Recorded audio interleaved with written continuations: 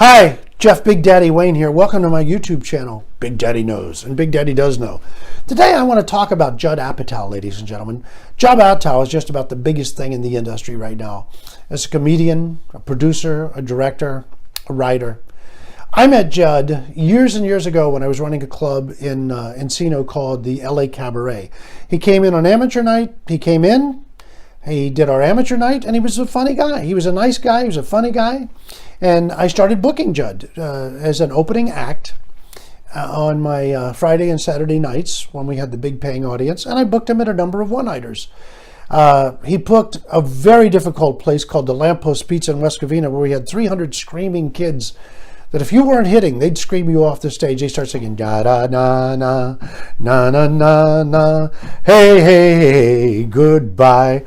Hey, if you could live through that baptism of fire, you could do anything. And he did it. So Judd was a very funny guy, a very nice guy, very well-mannered, and was always a pleasure working with him. I remember picking him up at his grandparents' house a couple of times to go perform. And when I lost my job at the LA Cabaret, which I was there 3.5 years, it was a big loss because it was a major place. And Judd used to pal around, I think, with a guy called Jet Rink. His name was Jet Rink or Leaf Skiving. I forget which one. And we went down to an amateur contest. I was very depressed, but I won the contest that night. And I told him, you can't tell anybody that we did this contest, you know.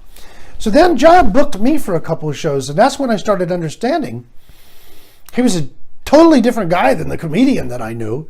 He booked me at a show at USC where he wanted me to do a particular bit. I didn't think the audience would like it. He said, listen, do that bit. That's what I'm paying you for. He was a completely take charge in a nice way, nice guy. And he had another guy put a banana in his pants and sing Chances Are, which I thought, what's this?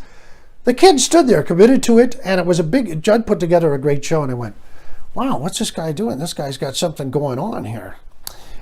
He booked at me at some other show. I forget where that was at, but all of a sudden I seen him having this different dimension to his personality that I hadn't seen. Of course, he wasn't running the shows that I booked.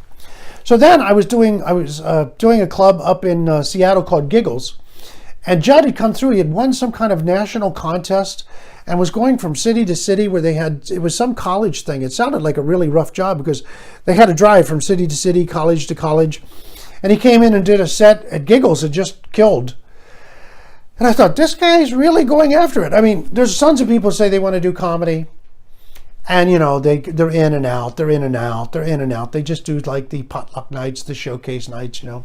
But this guy was doing it. So then I saw Judd at the Laugh Factory. I walked into the Laugh Factory one night, and the laughter was so big. I'm talking to somebody in the foyer. I said, I got to see who's performing. And it was Judd. And I remember he was doing some routine about wicker furniture and that you have wicker condoms or something. I said, my God, how did he come up with that? So it was a real pleasure to see one of these guys who I started booking rise in the business. And then all of a sudden, my kids like this TV show called Freaks and Geeks. Dad, you got to watch Freaks and Geeks. You got to watch Freaks and Geeks. I said, it's Judd Apatow. Judd Apatow's making Freaks and Geeks. And then, of course, he does his movies. And he's just the biggest thing on earth. There was some film I think he was a writer on or something, and there's a football player that had Apatow on the back of the jersey. I said, somebody having a real sense of humor. So, Judd, God bless you. He gave Jerry Bednob a part in the 40-Year Virgin, which I think is based on the comedian John Pate, if I'm not incorrect. And Judd used to watch Jerry, my good friend Jerry Bednob, who's so funny, little guy from India, Bangladesh, yes. Oh, he would curse and get angry and curse, and Jerry, he remembered that from the green room when Jerry would have a few drinks. And he made us, Jerry Bednob has had the greatest part of his career since then, you know. So this is a solicitation to Judd to make what I think would be the epic of all comedy movies. This is based on Le Pet Domaine. Judd, only you could do Le Pet Domaine. Le Pet Domaine was a Frenchman who could fart like no other person. He could fart in 8 different tones. He could fart soft, hard.